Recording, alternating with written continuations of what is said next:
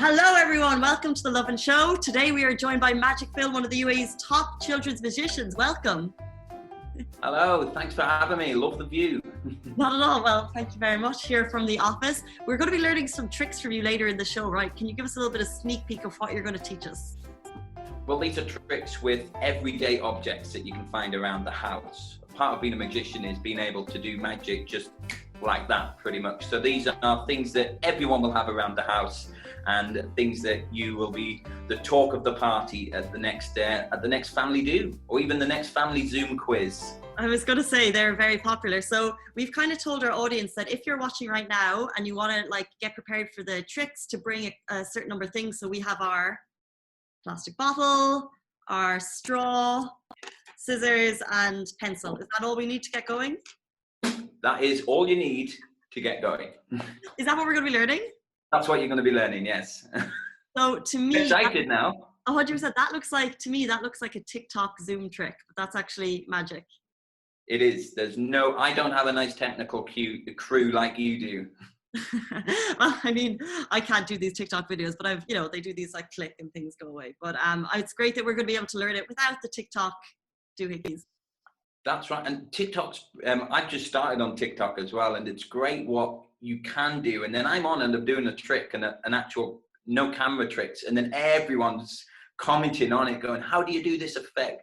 What's the camera trick on this? And you're like, it's not a camera trick, man. It's 100%. That must be so annoying, because obviously this is something that you've crafted for so long, and now people are just able to do it with video editing. Is that annoying? I've just started hashtagging no camera tricks, so it's kind of works, but people are still like, no, it's not. Tell us, where did you learn your craft, or when did you start learning magic? Well, many years ago, and this is a question I'm asked all the time. I was about 7 and a magician came to my birthday, and ever since he made that coin disappear behind my ear, I was absolutely mesmerized, and that's what I wanted to learn. I wanted to make other people feel like that. And a couple of years got on, and then my dad actually found a local magic circle, a bit like Hogwarts as such, where you go to practice your craft just without the broomstick flying. And it was great. We would meet up every Saturday. It was like a 45-minute drive. Not for me, I was only 14. And it was great. With other young magicians, practice our tricks and all that kind of stuff. And it was great to, learn new skills, learn new stuff. 100%. And I really enjoyed it. But fast forward to now, and I was just looking at your Instagram page, and obviously you're doing tricks here and there, but also it shows some of the really cool things you've done. Like you've been with His Highness Sheikh Hamdan, Crown Prince of Dubai. You have a photo with him, Jason Derulo. There's photos Jason Derulo. You just have to say it like that. Whenever you say his name, that's just how you have to say it. That's what I'm always thinking. But how has magic brought you to these kind of incredible places, meeting these incredible people? Good question. I came here all by accident, as I'm sure many expats did as well. I came on a 2-week holiday, and 8 years later, ta-da, I'm still here. And it's such a different craft as well that people find mesmerizing. They love watching magic. Then you've got 2 different kinds of people that love to learn how it's done, but then you've got people that don't want to know. I mean, me being a magician, I know a lot of how these tricks are done. And when I go watch a show, I like not knowing. I like being fooled as a magician as well. Sure. And I don't want to, I'll have an idea, but I just don't want to know, because I don't want to ruin that magic, which is very rare to get a magician to feel. So it's got me, I'm very lucky with some of the, opportunities I've had out here. And the whole Jason Derulo, I don't know if you saw the video, but I actually had to eat one of his shoes. There is a video. It was for the Nickelodeon Kids' Choice.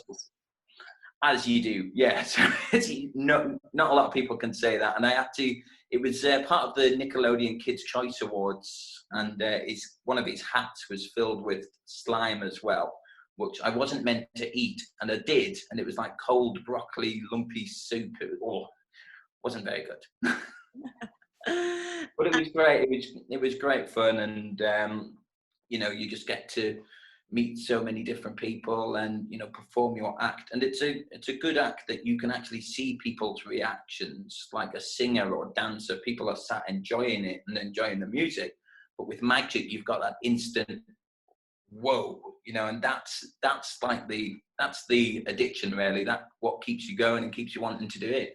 100%. But has there ever been a moment where you haven't gotten that instant whoa because you've just known that you've been like, just didn't go as planned? Or have you ever been in a stage moment where, like, do you turn it around, or do you just like let your audience know today not so much magic?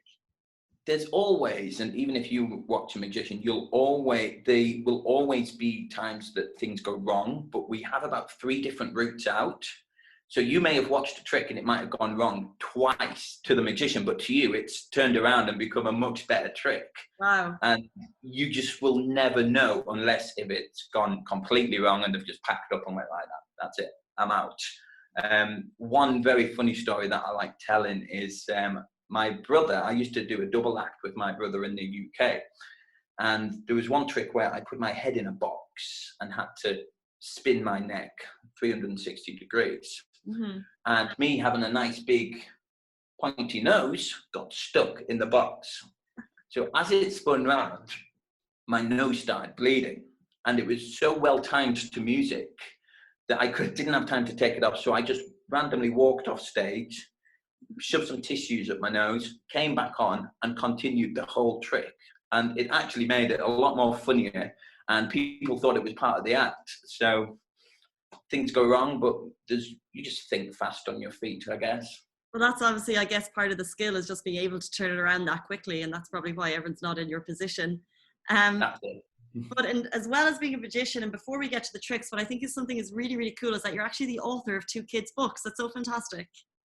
And again, this was all by, you know, accident. And this is a big message that I tried to get out there. It's just, if you never feel as though you can't do it, that's wrong, because you can. I never thought I would be, you know, a published author.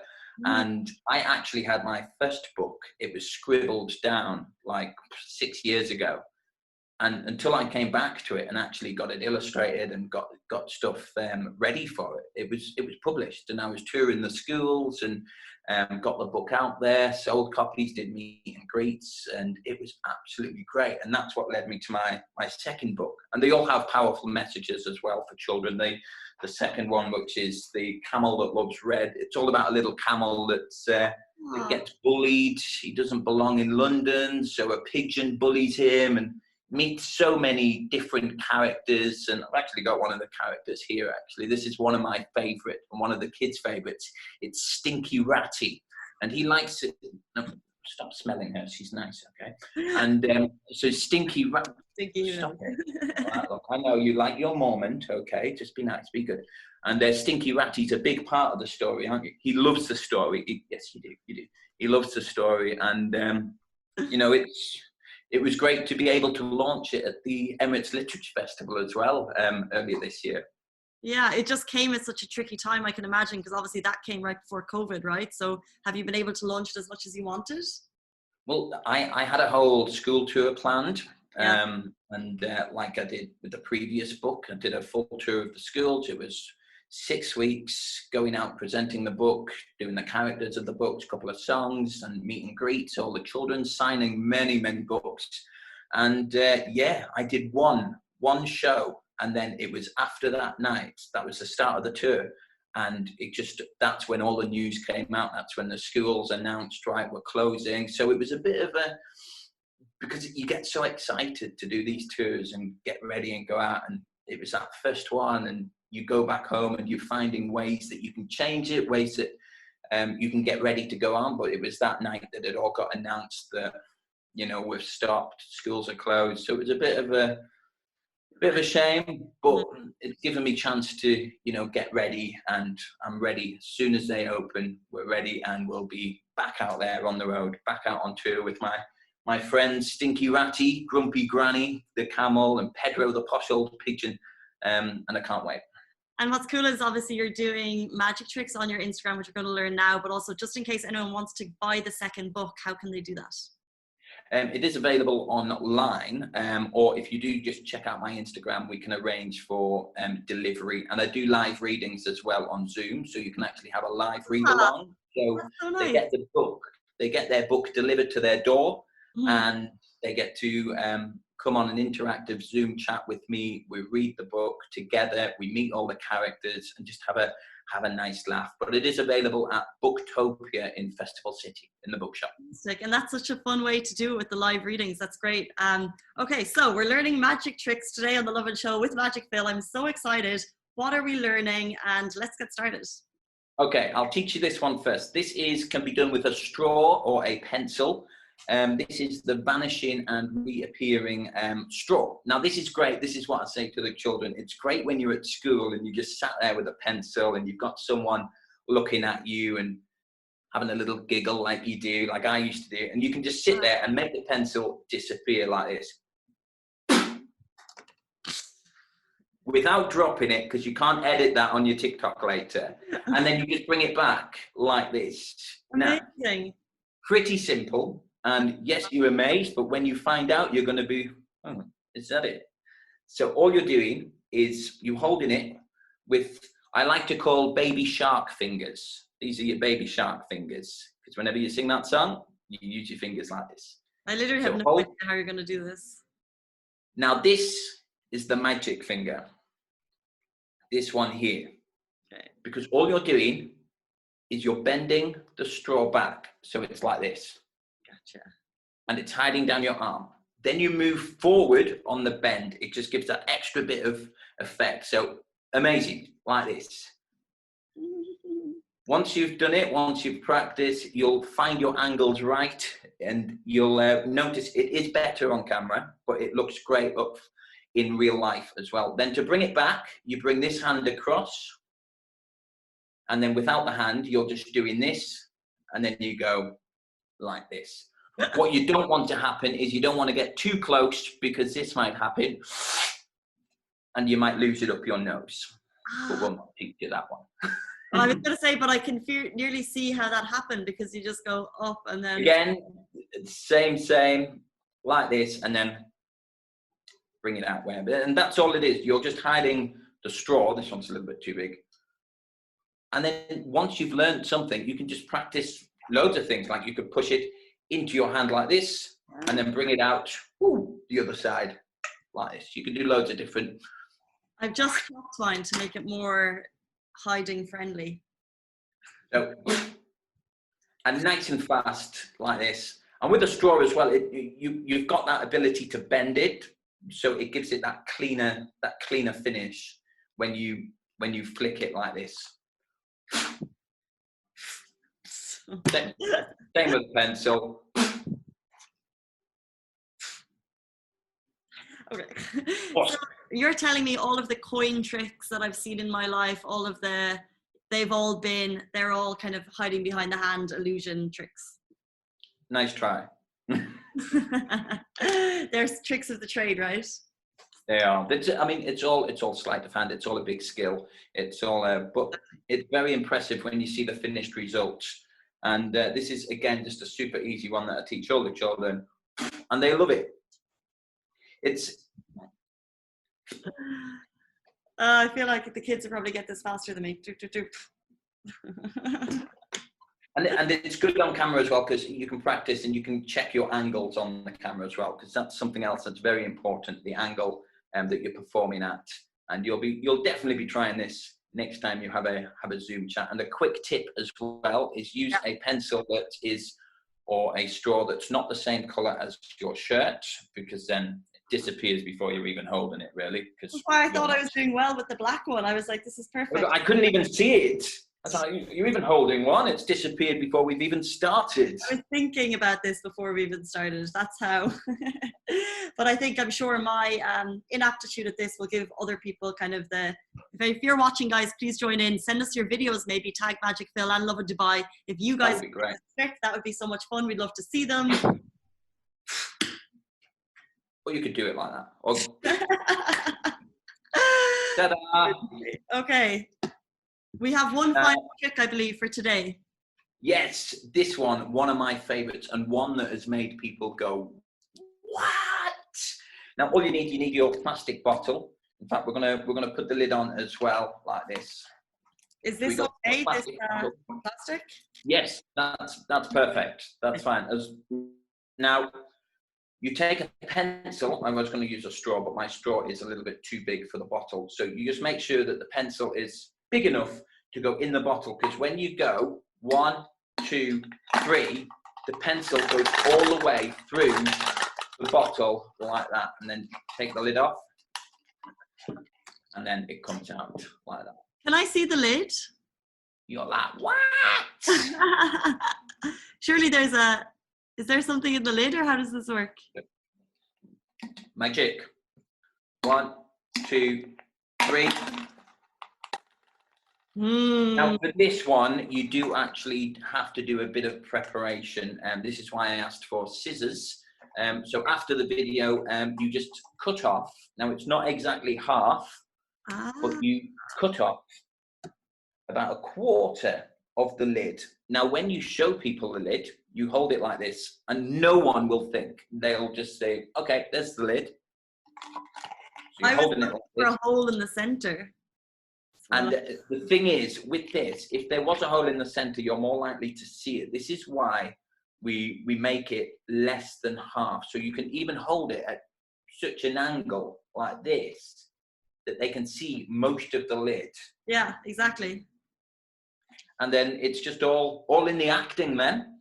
So it's 1, 2, 3. Let them hear that as well. So it feels that solidness. 1, 2, 3, and then if you just cover the hole with your finger, you can actually show both sides of the bottle like this, and it looks pretty cool. And then to get it out, just make sure you unscrew it, show the lid again, take out the pencil. Amazing. How much of your skill is part acting versus actual tricks, do you think? A lot of it is, you've got to act it yourself as well. You've got to be just as impressed, and you've got to be that confident, which that's what sells the trick as well. I mean, if I just did that half-heartedly, you wouldn't be as impressed as the whole. It's like, this is not happening, and then so confidently, and it's all a performance. It's and it's great. It's good that you can act a bit and play around with it as well, and do it sometimes. The way I do my act and the way that when I do my live show is very much Tommy Cooper style. I'm very sort of, things go wrong, but the end result is a lot bigger than what the original trick would have been.